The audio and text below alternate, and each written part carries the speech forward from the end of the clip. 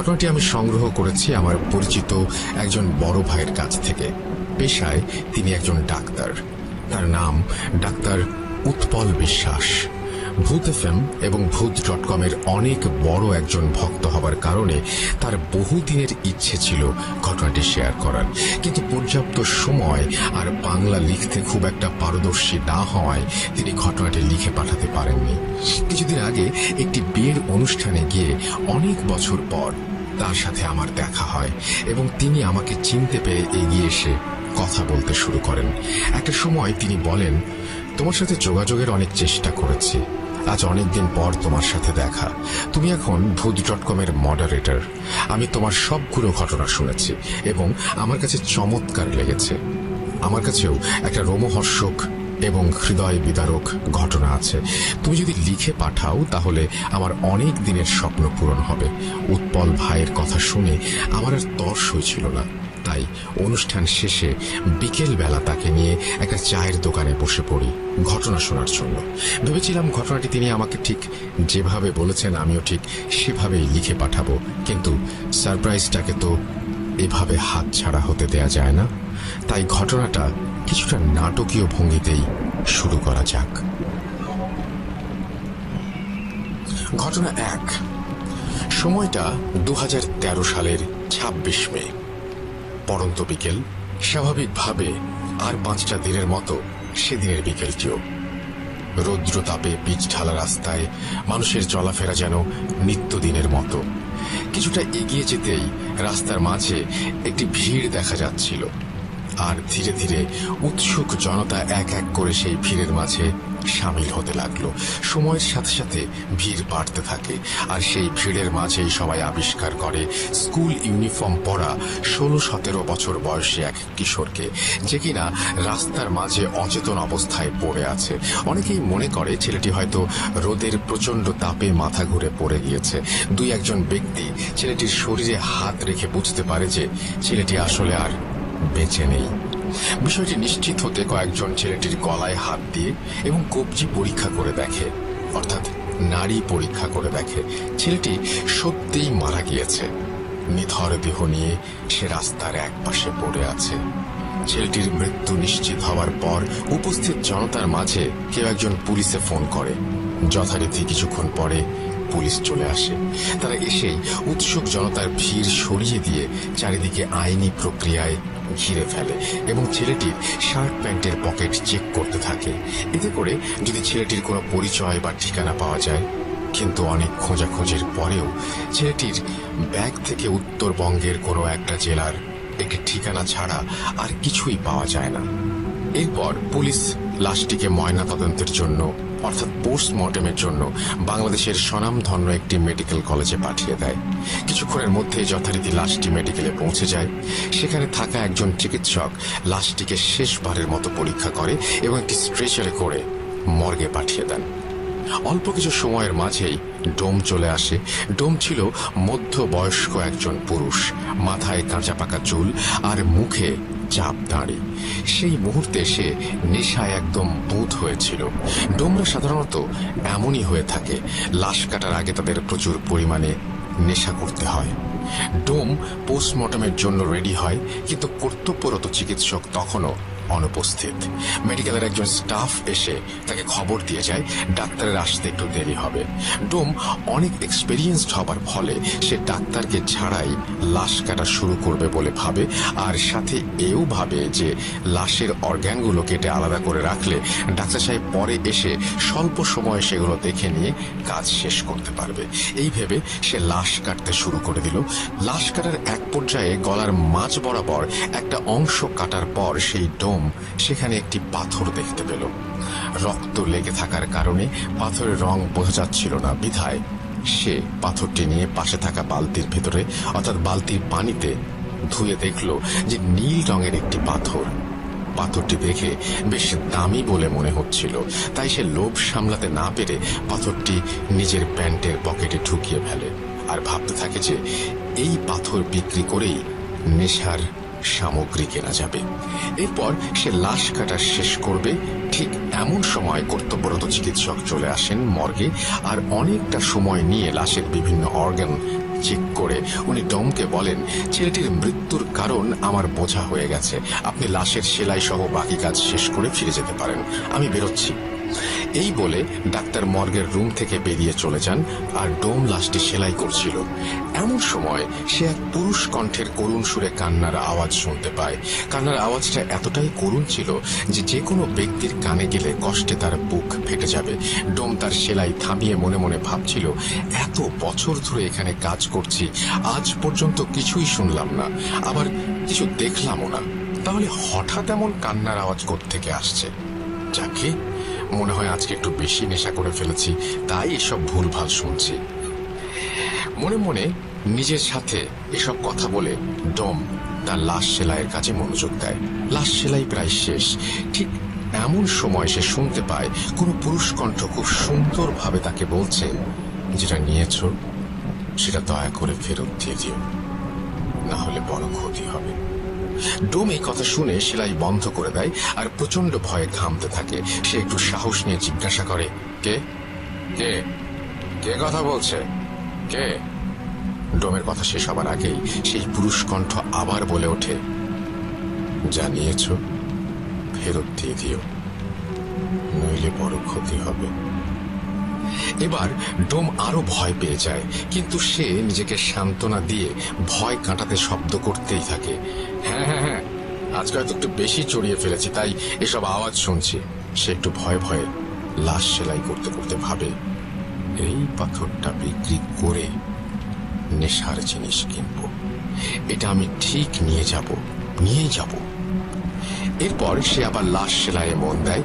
সেলাই শুরু করতেই তার মনে হতে থাকে মর্গের ভেতর সে ছাড়াও অন্য কারো উপস্থিতি আছে। তার কানের কাছে কান্নার সেই আওয়াজ যেন আরো স্পষ্টভাবে আসতে থাকে, আর একটু পর পর আওয়াজটা তার বাম কান থেকে ডান কানের দিকে, আবার ডান কান থেকে বাম কানের দিকে ঘুরতে থাকে।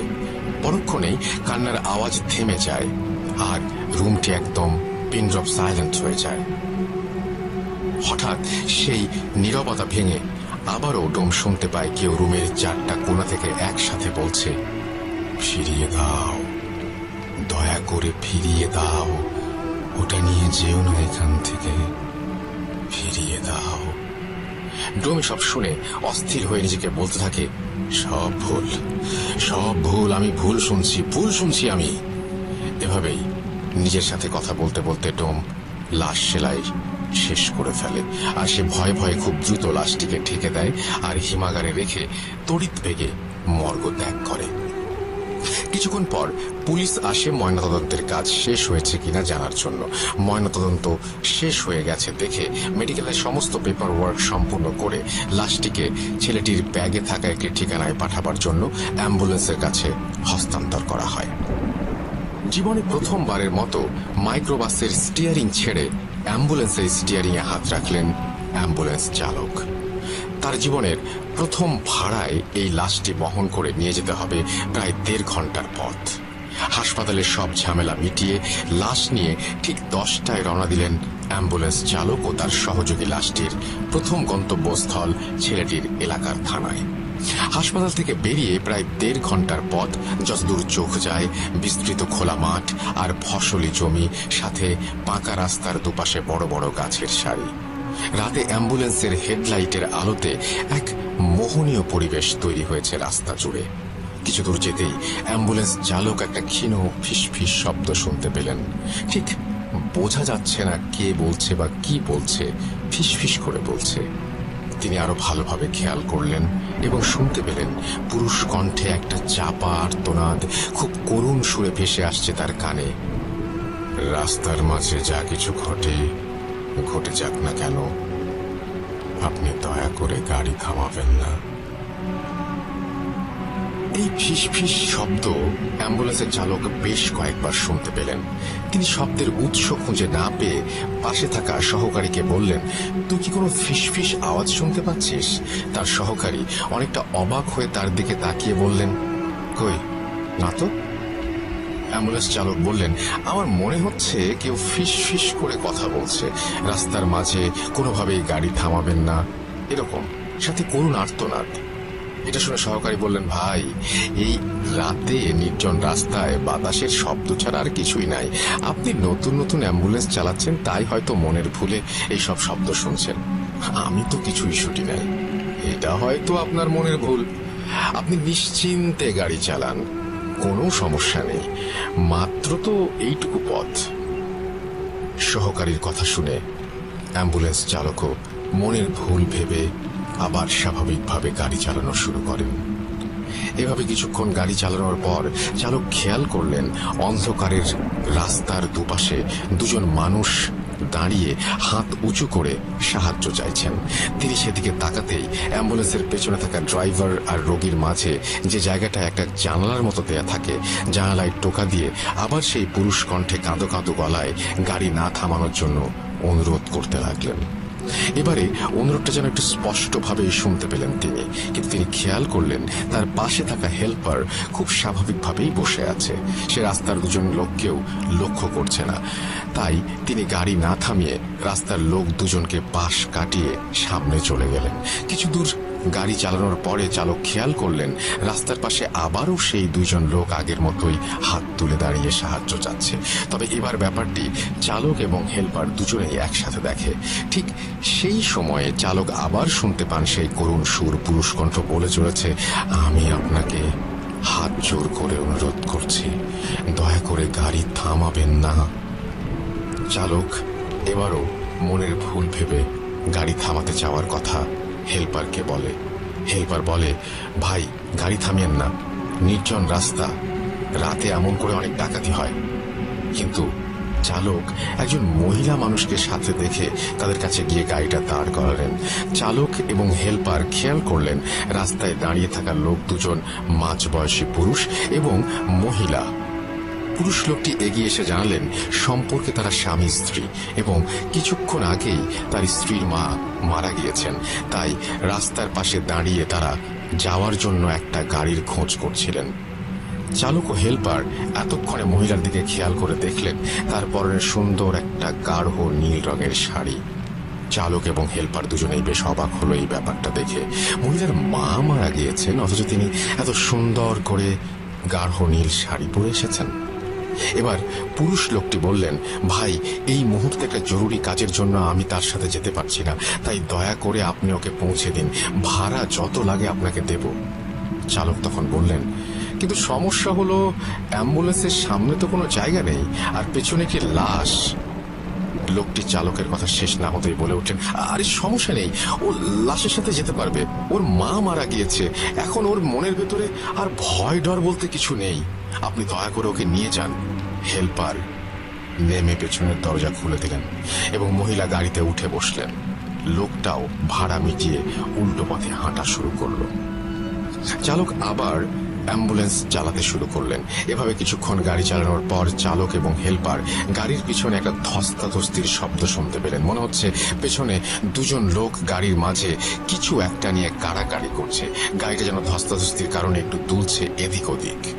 সাথে সাথে চালক আবার শুনতে পেল সেই করুণ শব্দ। সেই পুরুষ কণ্ঠে আবারও কাঁদো কাঁদো গলায় কেউ বলে চলেছে, এ আপনি কাকে গাড়িতে ওঠালেন? দয়া করে গাড়ি থেকে নামিয়ে দিন, মহিলাকে নামিয়ে দিন।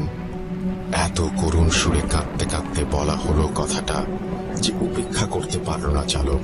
তখনও গাড়ির ভেতর হালকা ধস্তাধস্তির শব্দ হয়েই চলেছে। এর মাঝেই রাস্তার পাশে গাড়ি থামিয়ে দিলেন তিনি। গাড়ি থামিয়ে দেওয়ার সাথে সাথেই পেছনের ধস্তাধস্তির শব্দটাও থেমে গেল। ঠিক তখনই পেছন থেকে রাগান্বিত কণ্ঠে মহিলাটি বলে উঠলেন, কি ব্যাপার, আপনি গাড়ি থামালেন কেন? চালক আমতা আমতা করে কিছু বলতে যাবেন, ঠিক সেই সময় মহিলা আরো ক্ষিপ্ত হয়ে বললেন, আপনাকে বললাম না আমার মা মারা গেছেন, তারপরে আপনি এমন করে গাড়ি থামিয়ে রেখেছেন, দ্রুত চলুন। গাড়ি চালানো শুরু করার পরে আবার সেই ধস্তাধস্তির শব্দ। এক পর্যায়ে মহিলা পেছন থেকে বলে উঠলেন, গাড়ি থামান, আমি এখানে নেমে যাব। মহিলার কথা শুনে চালক গাড়ি থামিয়ে দিলেন। চালক এবং হেল্পার অবাক হয়ে খেয়াল করলেন রাস্তার দুপাশে কোনো বাড়ি ঘর নেই, দুপাশে শুধুই ফসলি জমি। হেল্পার নেমে পেছনের দরজাটা খুলে দিতেই মহিলা গাড়ি থেকে নেমে মুহূর্তেই রাস্তার পাশে থাকা ফসলি জমির অন্ধকারে মিলিয়ে গেলেন। এরপর তারা গাড়ি নিয়ে কোনো ঝামেলা ছাড়াই মাঝরাতে ছেলেটির এলাকার থানায় পৌঁছালেন এবং সেই থানায় পুলিশের সাহায্যে তারা লাশ নিয়ে ছেলেটির বাড়িতে গেলেন। এবার গাড়ির দরজা খুলে তারা যখন লাশটি নামাতে গেল তখন দেখলো লাশের ডান পা থেকে তাজা রক্ত ঝরছে।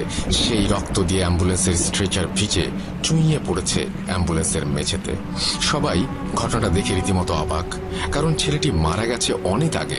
মৃত্যুর এতটা সময় পর এমনিতেই একটা মৃতদেহের রক্ত জমাট বেঁধে যায়, সেখানে মৃতদেহ থেকে এমন তাজা রক্ত পড়া সত্যি ভয়ঙ্কর এবং প্রায় অসম্ভব একটা ব্যাপার।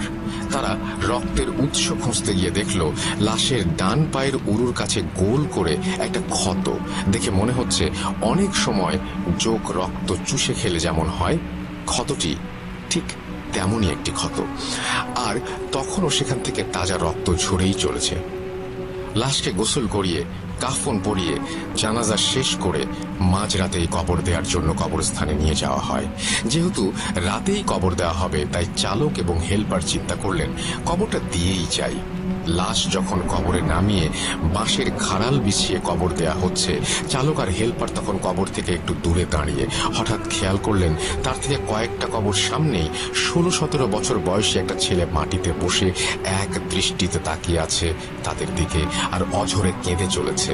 তিনি ভাবলেন সে হয়তো মারা যাওয়া ছেলেটির বন্ধু, তাই বন্ধুর মৃত্যুতে এমন করে কান্না করছে। কিন্তু একটু পরে খেয়াল করলেন ছেলেটি শুধু তার দিকেই তাকিয়ে কান্না করে যাচ্ছেন আর অন্য কারো দিকে তাকাচ্ছেন না। তিনি ভালো করে খেয়াল করে দেখলেন অন্য কেউ ছেলেটিকে দেখছেও না। ব্যাপারটা তখন বেশ ভয়ের আর অদ্ভুত লাগে তার কাছে। কবর দেয়া শেষ করে তারা যখন বাড়ির পথে যাত্রা শুরু করলেন তখন চালক খেয়াল করলেন গাড়ির হেডলাইটের আলোতে রাস্তার পাশে কবরস্থানে কাঁদতে থাকা সেই ছেলেটি রাস্তার পাশে বসে ঠিক আগের মতোই তার দিকে তাকিয়ে আছে এবং কান্না করছে। সে কিছুক্ষণ পরপরই রাস্তার পাশে এমন করে ছেলেটিকে দেখছিল। চালক তখন অনেকটা ভয় পেয়ে যান। তার মনে তখন একটাই প্রশ্ন, তিনি ছেলেটাকে পার করে আসার পরেও কেন বারবার এমন দেখছেন, আর শুধুমাত্র তার দিকে তাকিয়েই বা কেন কান্না করছে। এসব ভাবতে ভাবতে কিছু দূর এগিয়ে আবার দেখেন ছেলেটি রাস্তার পাশে তার দিকে তাকিয়ে কান্না করছে।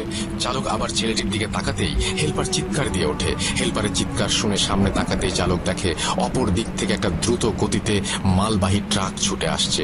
কিছু বুঝে ওঠার আগেই এসে সজোরে ধাক্কা দেয় অ্যাম্বুলেন্সটাকে। অ্যাক্সিডেন্টের সাথে সাথে জ্ঞান হারিয়ে ফেলেন অ্যাম্বুলেন্সের চালক এবং হেল্পার। কিন্তু জ্ঞান হারানোর কয়েক মুহূর্ত পরেই আবার তাদের জ্ঞান ফিরে আসে। চালক এবং হেল্পার দেখতে পান তাদের কিছুই হয়নি।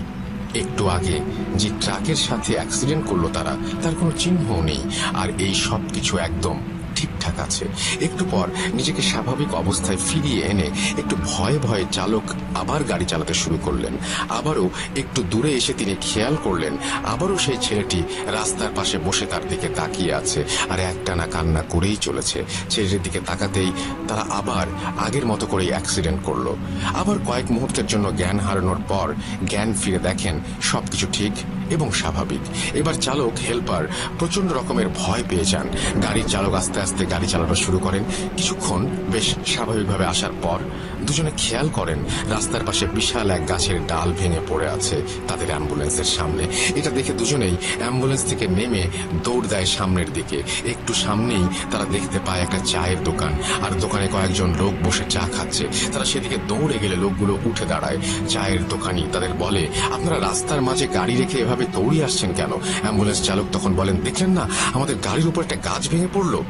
চায়ের দোকানি সহ সবাই, অর্থাৎ বাকি সবাই তখন অবাক হয়ে তাদের দিকে তাকিয়ে আছে। দোকানি বলে, কই, কোথায় গাছের ডাল ভেঙে পড়েছে? সবকিছু তো ঠিকই আছে। আমি দেখলাম আপনারা গাড়ি থেকে নেমে আসছেন, হঠাৎ কি হলো আপনি মাঝ রাস্তায় গাড়ি হার্ড ব্রেক করলেন, তারপর দুজন গাড়ি থেকে নেমে সোজা আমাদের দিকে দৌড় দিয়ে আসলেন। এই কথা শুনে চালক এবং হেল্পার দুজনেই পেছনের দিকে তাকিয়ে কোথাও কোনো গাছের ডালের চিহ্ন দেখতে পেল না। ফাঁকা রাস্তার মাঝে তাদের গাড়ি দাঁড় করানো, তারা বাকি রাতটা ভয়ে ভয়ে এই চায়ের দোকানেই কাটিয়ে সকালে চলে গেল। চালক অ্যাম্বুলেন্স চালানোর প্রথম দিনই এমন এক ভয়ঙ্কর অভিজ্ঞতার কারণে সেদিন বাড়ি ফিরে এই অ্যাম্বুলেন্স চালানোর চাকরি বাদ দিয়ে দিলেন। কিন্তু ঘটনা যেন তখনও তার পিছু ছাড়ছে না। তিনি প্রায় প্রতি রাতে একটা অদ্ভুত স্বপ্ন দেখতে শুরু করেন। তিনি স্বপ্নে দেখেন একজন 50 ব্যক্তি তার কাছে এসে সেদিন রাতে গাড়ি থামিয়ে সেই মহিলাকে গাড়িতে তোলার ব্যাপারে খুব রাগান্বিত হয়ে অভিযোগ জানাচ্ছেন। কেন সেদিন রাতে এতবার বলার পরেও সে গাড়ি থামিয়ে ওই মহিলাকে গাড়িতে তুললেন, এটা বারবার জানতে চাচ্ছেন। এই বৃদ্ধ লোকটাকে তিনি এর আগে কোথাও দেখেননি বা চেনেন না। এরপর একটা পর্যায়ে গিয়ে দেখলেন লোকটা তাকে একটা অজানা জিনিস ফিরিয়ে দেওয়ার জন্য অনুরোধ জানাচ্ছেন। তার একটু পরেই অ্যাম্বুলেন্স চালকের ঘুম ভেঙে যায়। তিনি এই স্বপ্নের কোনো ব্যাখ্যা বুঝতে পারেন না। তিনি প্রথম দিন এটা স্বাভাবিকভাবেই মেনে নিলেন। এত কিছু ঘটে গেল গত রাতে, তাই হয়তো এমন হয়েছে এটা ভাবলেন। কিন্তু প্রথম দিন এটা স্বাভাবিকভাবেই মেনে নিলেও সমস্যা হলো প্রতিদিন রাতে তিনি একই স্বপ্ন দেখা শুরু করলেন। বারবার সেই 50 লোকটা তার কাছে একটা অজানা জিনিস ফিরিয়ে দিতে বলছে। প্রায় 2 সপ্তাহ ধরে এই স্বপ্নের কোনো কুল কিনারা করতে না পেরে তিনি অনেকটা বাধ্য হয়ে সেই ছেলের বাড়িতে চলে যান। সেদিন রাতে যে বাড়িতে তিনি লাশ নামিয়ে দিয়েছিলেন সেই বাড়িতে গিয়ে দেখতে পান ছেলের বাবা মারা গিয়েছেন এবং তাকেও তার ছেলের পাশে কবর দেয়া হয়েছে। তিনি আশেপাশের কয়েকজনকে তার স্বপ্নে দেখা বৃদ্ধটির চেহারার বর্ণনা দিলেন, এমন কাউকে তারা দেখেছে কিনা। সবাই তাকে হতাশ করে দিয়ে বলে এমন কাউকে তারা কোনো দিন দেখেনি। সেখানে কোনো তথ্য না পেয়ে তিনি আবার বাড়িতে ফিরে আসেন, কিন্তু স্বপ্নের সেই লোক তার পিছু ছাড়ে না। তাই তার সাথে ঘটে চলা ঘটনার ব্যাখ্যা এবং ঘটনাগুলোর রহস্য উন্মোচনের জন্য মরিয়া হয়ে ওঠেন তিনি। এর পরিপ্রেক্ষিতেই সে যত দ্রুত সম্ভব সেই মেডিকেলে আসার জন্য রওনা হন। মেডিকেলে পৌঁছাতে পৌঁছাতে অনেকটা রাত হয়ে গিয়েছিল।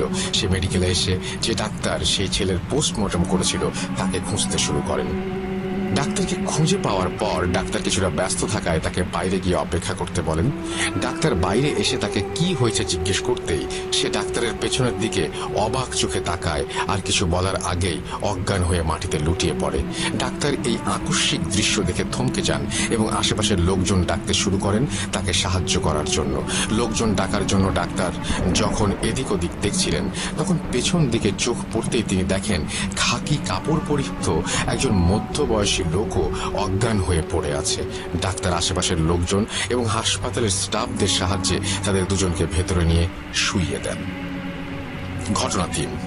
ঘণ্টাখানেক পর অ্যাম্বুলেন্স চালকের জ্ঞান ফিরে আসে এবং অনেকটা উত্তেজিত হয়েই সে ডাক্তারের কাছে গিয়ে তাকে জিজ্ঞেস করে, ওই লোকটিকে, আপনার পেছনে যে লোকটি দাঁড়িয়েছিল সেই লোকটি কোথায়? ডাক্তার তার কথা বুঝতে না পেরে তাকে জিজ্ঞেস করে সে কোন লোকটির কথা বলছে। প্রত্যুত্তরে অ্যাম্বুলেন্স চালক ডাক্তারকে বলে তার পেছনে যে লোকটি খাঁকি কাপড় পরে দাঁড়িয়েছিল সেই লোকটি কোথায়। ডাক্তার কিছুটা অবাক হন, কেননা অ্যাম্বুলেন্স চালক এবং সেই খাঁকি কাপড় পরিহিত লোকটি কখনোই একজন আরেকজনের পরিচিত নন। এই বিষয়ে তিনি নিশ্চিত ছিলেন, কেননা খাঁকি কাপড় পরিহিত লোকটাকে তিনি চিনতেন আর ভালো করেই জানতেন সে সবসময় নেশাগ্রস্ত থাকে।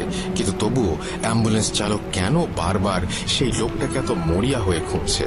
ডাক্তার তার সব চিন্তা ভাবনাকে মনের মধ্যে লুকিয়ে রেখে অ্যাম্বুলেন্স চালকটিকে সেই খাঁকি কাপড় পরিহিত লোকটার বিছানার কাছে নিয়ে যান এবং জিজ্ঞেস করেন সে এই বিছানায় শুয়ে থাকা লোকটির কথাই জিজ্ঞেস করছিল কিনা। উত্তরে অ্যাম্বুলেন্স চালক হ্যাঁ বলেন এবং সেই লোকটির দিকে এক দৃষ্টি তাকিয়ে থাকেন এবং লোকটির পরিচয় জানতে চান। ডাক্তার তাকে জানায় বিছানায় পড়ে থাকা লোকটি এই হসপিটালের ডোম। ডাক্তার কোনো কিছু বুঝতে না পেরে অ্যাম্বুলেন্স চালককে সবকিছু খুলে বলার অনুরোধ করেন। অ্যাম্বুলেন্স চালক ডাক্তারকে কিছু বলতে যাওয়ার আগেই বিছানায় শুয়ে থাকা ডোমের জ্ঞান ফিরে আসে। ডোমের জ্ঞান ফিরে আসার সাথে সাথে সে অ্যাম্বুলেন্স চালকের দিকে তাকিয়ে অবাক প্রশ্ন করতে থাকে সে কে এবং কেনই বা সে বারবার তার স্বপ্নে আসে। ডোমের কথা শুনে অ্যাম্বুলেন্স চালক এক প্রকার বাকরুদ্ধ হয়ে যান। কিছু সময় পর সে নিজেকে স্বাভাবিক অবস্থায় ফিরিয়ে এনে অনেকটা বিরক্তি নিয়ে ডোমকে সেই একই প্রশ্নগুলো করতে শুরু করে। তাদের কথোপকথন শুনে ডাক্তার একরকম বোকা বনে যায়। অ্যাম্বুলেন্স চালক তখন ডোমকে প্রশ্ন করে সে কেন বারবার রাস্তায় গাড়ি থামাতে নিষেধ করেছিল। অ্যাম্বুলেন্স চালকের কথা শুনে ডোম রীতিমতো উত্তেজিত হয়ে যায় এবং সে অ্যাম্বুলেন্স চালককে উল্টো প্রশ্ন করে বসে। ডোমের প্রশ্ন ছিল কেন সে বারবার সেই পাথরটি ফিরিয়ে দিতে বলছিল। ডোমের কথা শুনে অ্যাম্বুলেন্স ড্রাইভার তাকে বলে পাথর? কোন পাথর? কিসের পাথর? আমি কোনো পাথরের কথা জানি না। আপনি আমাকে কি যেন বলছিলেন, তার কোনো কিছুই আমি বুঝতে পারছিলাম না, আমার মাথায় ঢুকছিল না। ডোম এবং অ্যাম্বুলেন্স চালকের কথা শুনে ডাক্তার এবারে ডোমকে সবকিছু খুলে বলার অনুরোধ করেন। ডোম তখন অ্যাম্বুলেন্স চালককে উদ্দেশ্য করে বলতে থাকেন, 2 সপ্তাহ আগে হাসপাতালে 16-17 বছর বয়সী একটি ছেলে আসে, অর্থাৎ তার লাশ আসে। সেদিন আপনার আসতে একটু দেরি হয়, আমি একাই সেই লাশটি কাটা শুরু করি, কেননা আমার এর আগে 200-র ওপর লাশ কাটার অভিজ্ঞতা আছে। লাশটি কাটতে কাটতে যখন আমি লাশের গলার দিকে কাটা শুরু করি, তখন আমি গলার ভেতর শক্ত একটা কিছু পাই। জিনিসটা কি তা দেখার জন্য আমি সেটি পানি দিয়ে ভালোভাবে ধুয়ে পরিষ্কার করি এবং দেখি জিনিসটি ছিল ছোট একটি পাথর, যার রং ছিল নীল। পাথরটি দেখে আমার কাছে অনেক দামি মনে হয়েছিল, আর তাই আমি পাথরটি নিজের কাছে রেখে দেওয়ার সিদ্ধান্ত নেই। যেহেতু মাঝে মাঝে আমি একটু নেশা করি, তাই পাথর বিক্রি করে আমার অনেক দিনের নেশার টাকা হয়ে যেতে পারে ভেবে মনে মনে খুশি হচ্ছিলাম। কিন্তু পাথরটি নেয়ার পর থেকেই আমি শুনতে থাকি একটি পুরুষ কণ্ঠ আমাকে কান্না জড়িত কণ্ঠে পাথরটি ফিরিয়ে দিয়ে যেতে বলছে। নেশার ঘরে থাকায় এসব আমি পাত্তা দেয়নি। লাশ কাটা শেষে বাড়ি ফিরে আসার সময় একটি স্বর্ণের দোকানে যাই পাথরটি বিক্রি করার জন্য। ভেবেছিলাম পাথরটির দাম হয়তো 30 থেকে 40 হাজার টাকা হবে, কিন্তু স্বর্ণের দোকানে যাওয়ার পর স্বর্ণকার আমাকে পাথরটির জন্য 5,000 টাকা দিতে চান। পছন্দ মতো দাম না পাওয়ায় আমি বাড়ি ফিরে এসে পাথরটি আমার ড্রয়ারে রেখে দেই। পরের দিন আমি অন্য আরেকটি স্বর্ণের দোকানে যাই এবং সেখানেও পাথরটির জন্য 5,000 টাকা দিতে চাই। এবারে আমি অন্য কোনো কিছু না ভেবে পাথরটি বিক্রি করে দেই 5,000 টাকাতেই। পাথরটি বিক্রি করে মনে মনে কিছুটা খুশি হই, কেননা সেই মুহূর্তে 5,000 টাকাই আমার জন্য অনেক টাকা ছিল। পাথর বিক্রি করে সেই টাকা থেকে আমি বাসায় আবার 300 টাকা খরচ করি এবং বাসায় এসে ঘুমানোর আগে আমার ড্রয়ারে 4,700 টাকা রেখে দেই। পরের দিন সকালে আমি যখন বাইরে যাওয়ার জন্য ড্রয়ার খুলে টাকা নিতে যাই, তখন আমি দেখি ড্রয়ারে কোনো টাকা নেই, আর টাকার জায়গায় সেই নীল পাথরটি রাখা। এই দৃশ্য দেখে আমি প্রচন্ড রকমের অবাক হয়ে যাই এবং পাথরটি কিভাবে আমার ড্রয়ারে ফিরে এলো এটি নিয়ে ভাবতে থাকি। কিন্তু আমার মাথায় কোনো কিছুই আসছিল না, কেননা পাথরটি আমি নিজে না নিয়ে এলে কোনোভাবেই এখানে আসার সম্ভাবনা নেই। তবুও আমার স্ত্রীকে ডেকে জিজ্ঞেস করি কেউ এসে পাথরটি দিয়ে গিয়েছিল কিনা। পরক্ষণেই আবার মনে পড়ে আমি তো কাউকেই আমার বাসার ঠিকানা দেইনি, তাহলে এই পাথরটি কেউ এসে কিভাবে দিয়ে যাবে। এসব ভাবতে ভাবতে আমি আবার পাথরটি বিক্রি করতে আগের স্বর্ণের দোকানে যাই। স্বর্ণের দোকানে যাওয়া মাত্রই স্বর্ণকার এবং দোকানের অন্য লোকজন আমাকে একরকম বেঁধে ফেলে।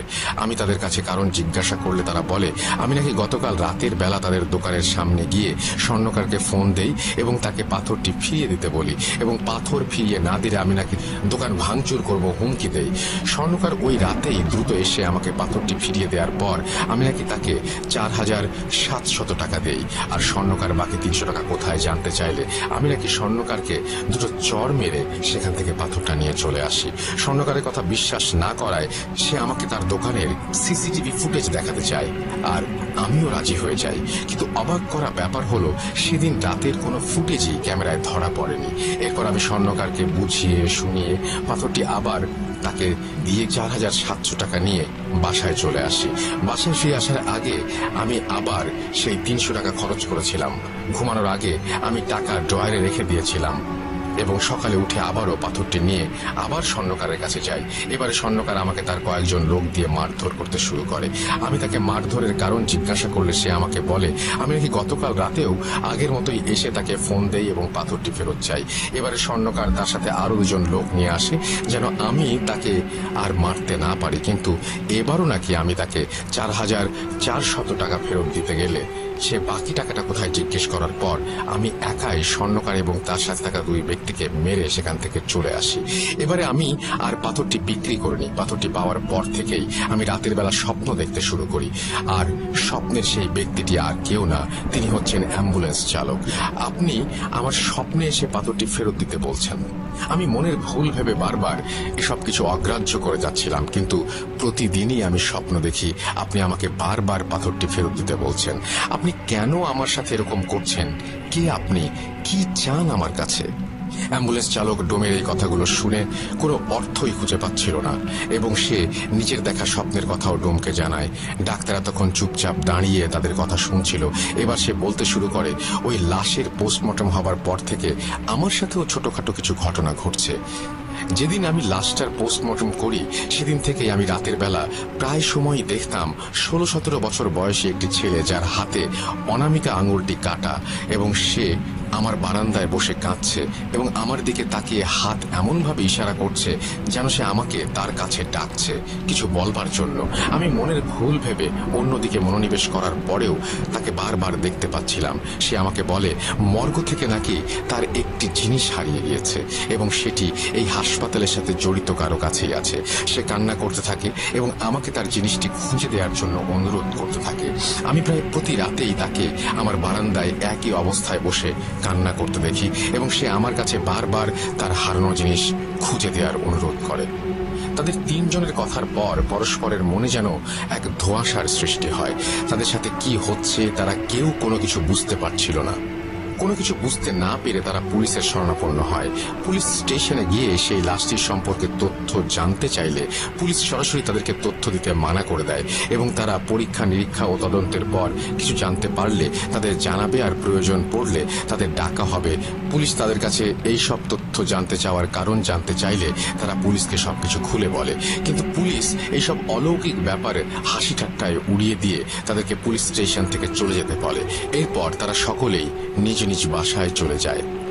তবে অদ্ভুত ব্যাপার হলো, সেদিনের পর থেকে অ্যাম্বুলেন্স চালক এবং ডাক্তারের সাথে আর কোনো ধরনের কোনো ঘটনা ঘটেনি, কিন্তু সেদিন থেকে ডোমের জীবন শুরু হয় এক বিভীষিকাময় কালো অধ্যায়ের। বাড়িতে ফিরে আসার পর ডোম আবার স্বপ্ন দেখতে শুরু করে। এবারে সে স্বপ্নে গাঢ় নীল শাড়ি পরিহিত মহিলাকে দেখতে পায়। মহিলা তাকে বারবার সেই অ্যাম্বুলেন্স চালককে একটি জিনিস দিতে নিষেধ করে এবং বলে যদি সে অ্যাম্বুলেন্স চালককে জিনিসটি দেয় তাহলে নাকি অনেক বড় ক্ষতি হবে।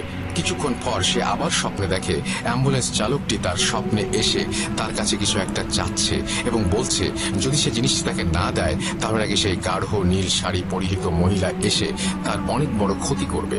কিন্তু ডোম কিছুতেই বুঝতে পারছিল না সেই মহিলা এবং অ্যাম্বুলেন্স চালক তার কাছে কি চাচ্ছে। অ্যাম্বুলেন্স চালক এবং সেই মহিলাটি ডোমের কাছে আসলে সেই পাথরটি চাচ্ছিল, কিন্তু সে কিছুতেই ভেবে পাচ্ছিল না তারা তার কাছে আসলে কি চাচ্ছে। ডোম কেন সেই পাথরটির কথা মনে করতে পারছিল না সেই বিষয়ে আমি কিছুক্ষণ পরেই আসছি। এরপর থেকে ডোম প্রতিদিনই একই স্বপ্ন দেখতে থাকে। নীল শাড়ি পরিহিত মহিলা বারবার তাকে এসে সাবধান করে দিচ্ছিল এবং তার কাছে জিনিসটি চাচ্ছিল, আর এটাও বলছিল জিনিসটা তাকে না দিলে সে তার অনেক বড় ক্ষতি করবে।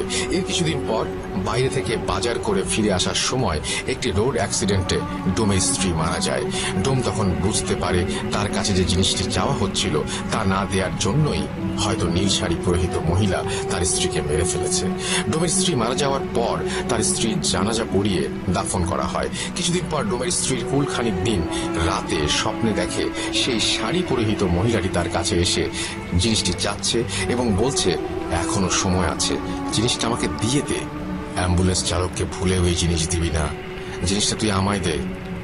আর যদি তুই আমাকে জিনিসটা না দিস তাহলে তোর মেয়েকে হারাতে হবে, আমি চাইলে তোকেও মেরে ফেলতে পারি। এই স্বপ্ন দেখে ভয়ে ডোমের ঘুম ভেঙে যায় এবং সে ভাবে তার মেয়ের যেন কোনো ক্ষতি না হয়, তাই সে আর মর্গের কাজে যাবে না। এরপর সে সারাদিন বাসায় নিজের মেয়ের সাথে থাকতে শুরু করে। কিন্তু কিছুদিন পর কোনো এক দরকারে ডোম তার মেয়েকে নিয়ে বাসা থেকে বের হয়।